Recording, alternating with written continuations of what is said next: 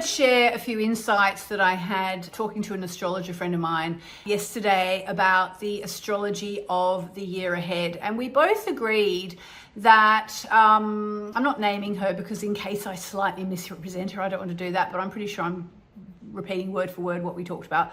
We talked about the fact that there are these massive changes taking place in astrology in the coming 12 months. I could say it's like slightly unprecedented. It just doesn't happen like this. You get so many astrological changes coming up, and PS, there's even more coming up next year as well. So we really are very much in changing times. And she and I were talking, we were saying, I sort of started off by saying, listen, I find it almost impossible to interpret because there's so much going on. And she agreed that it's really hard to say, you know, it's going to mean this or it's going to mean that because it's such a massive overall change. It's almost like nobody knows how it's going to play out. I said to her, it's a bit like going into uncharted waters, which I actually have written that on the back of my Moonology diary. I don't know if you can see that, but it says Uncharted Waters.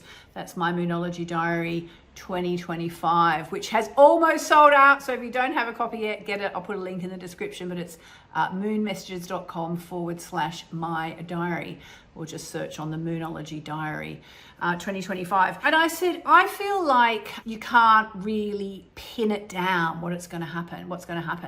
And she said, yes, it's just like we just have to accept change. We just have to accept change.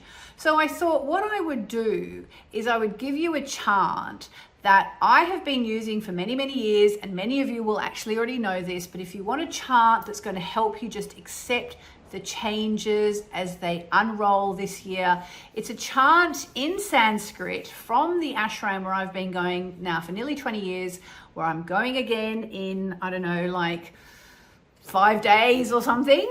So I'm recording a few videos before I go actually, so I can put them up while I'm away. But essentially it's a chart that says, I surrender to the divine, or I surrender to the divine mother. And it's very much about saying, whatever's happened, whatever's happening, I surrender it to the divine. I accept it and I surrender to the divine. I release it to the divine. So many of you who've been following me for a long time already know what the chant is going to be. Those of you who are new here we go. It's Om Namo Narayani. Om Namo Narayani. Now, Narayani is the triple goddess that's represented at the ashram where I've been going all these years, made out of the Hindu goddesses Lakshmi, who's the goddess of abundance, Saraswati, who's the goddess of divine feminine wisdom, and Durga, the goddess with the power to destroy ignorance. So when we chant Om Namo Narayani with thinking about the year ahead, then it's a chance to really offer it all up to the divine. So whatever is due is coming to us, you know, anything that we need to go through in order to learn some lessons, or anything that's going to be absolutely wonderful and our lives are going to change in crazy, wonderful, miraculous ways. It's about offering all that up to the divine. So I'm going to chant it 3 times. All right. So if you know it, chant along. If you don't, just let it wash over you. Here we go. Oh.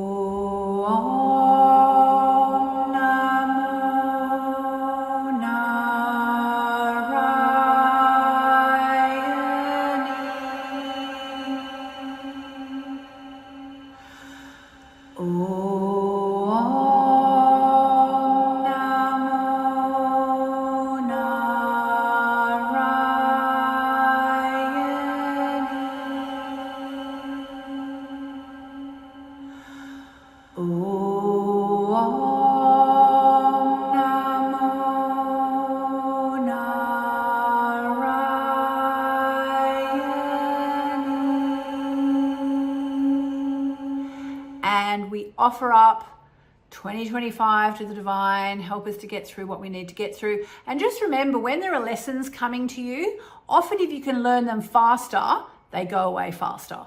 I'm just going to finish with a little plug for my diary, which I did mention, my Moonology diary 2025, nearly sold out, guys.